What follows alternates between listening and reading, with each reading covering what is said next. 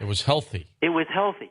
And the greatest revolution in understanding in quantum mechanics resulted from those arguments. So don't think that in the media, because scientists disagree that water has consciousness, for one, that it's true and it means anything unless they personally engaged. And secondly, these guys love to argue because it makes them more creative. So the problem with the media is when they interpret, like somebody just got their PhD and says, oh, this is all nonsense. How could water have memory?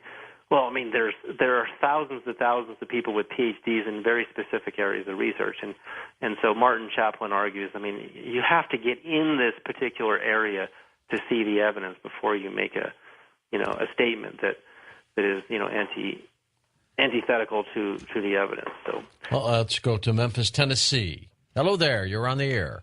Yes. Go ahead, this is sir. John in Okay. Memphis. Uh-huh. Okay. What I thought about was Bruce Lee himself was talking about water becoming water as far as a fighting form. Mm-hmm. And you think about his energy and the speed that he had, that was no man has matched that. That is something else. And I wondered, did he have something then? Well, I'm a huge Bruce Lee fan. I am too. And I'm deeply mystified by the man and also his son, Brandon Lee. Mm-hmm. And I remember him talking about that, to become like water. And if you read the words of the Taoist masters, you see the same philosophy. There is really something to it. I think it has to do with learning how to synchronize your mind and your consciousness like Bruce Lee was able to do, and slow it down and put it into the space of water. And I think he studied water. I think he sat there and he watched it, moving over the rocks and streams and how it moved, and he learned how to move like water.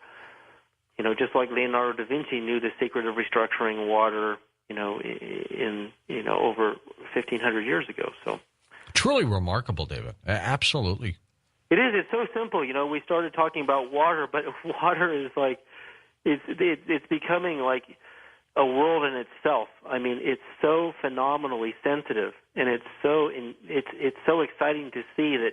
I mean, I'm excited to see that this kind of research is going on in major American universities like Rustum Roy at Penn State and Pearl LaPerla and that's good. And Gary Schwartz at Tucson. I mean, Harvard Yale professor. There's so many incredible researchers in this film, Water the Great Mystery, that it's really quite overwhelming. And yet, I feel like more attention needs to be focused in these very positive areas of research that we're doing so that we can benefit more from it.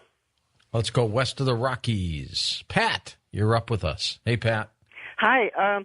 I just wanted to call and let you know I have a friend that uses that living water, and I loaned her my Royal Rife electronic resonance machine because it had settings for MS. Okay. And she was legally blind, and it not only helped her eyesight, but it cured her MS, and she hasn't had any incidents for 2 years. That's remarkable. You think it was the machine or the water? I think the combination. Maybe. It helps me. My machine helps me with my arthritis, but that combination of the water and the machine, within 6 weeks, she was cured. Wow. That is amazing, David. David, how important is positive thinking, belief system, that this is working? Let's see, my brother and I talk about placebo this a lot. effect. If you have a positive thought on a sea of doubt floating underneath you, this deep reservoir of negative experience and doubt, and you say, okay, I'm going to say positive, I'm going to say the word love, and you're jumping and you're really struggling to say positive, and love, and all of a sudden, as soon as you let go, you just sink back into the sea of your doubt. There's no easy, superficial way to have a true positive thought. Thought is very profound. It's pivotal. It is so important to the transformation of consciousness and healing. I attended this one particular Buddhist meditation retreat for sitting, 12 hours a day, and I went into this state of such supreme positivity and ecstasy and bliss. It was really amazing. In this state, I decided I want to have a negative thought, and see if I can make this bliss See go what away, happens. because I was really high. Yeah. And as soon as I had a negative thought, the bliss enveloped it, and the negative thought became comical because it was so weak. So what I'm saying is, when you reach a true state of positivity, a negative thought has no power because it becomes overwhelmed by the light. But when you're living in a state of disharmonic and dark energy, and you're trying to have a positive thought, well, there's two things you can do. You can repeat the positive thought like a mantra over and over and over again until your whole being resonates with it. Or you can say it superficially 10 times and walk away, and it probably won't be very powerful. David, thank you, my friend. We are out of time. David's websites are linked up at coasttocoastam.com. The DVD we're talking about is called Water, the Great Mystery.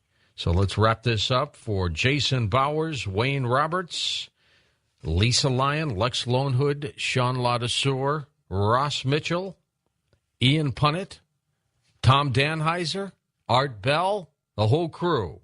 I'm George Norrie, somewhere out there on Coast to Coast AM. We'll see you on our next edition. Until then, be safe, everyone.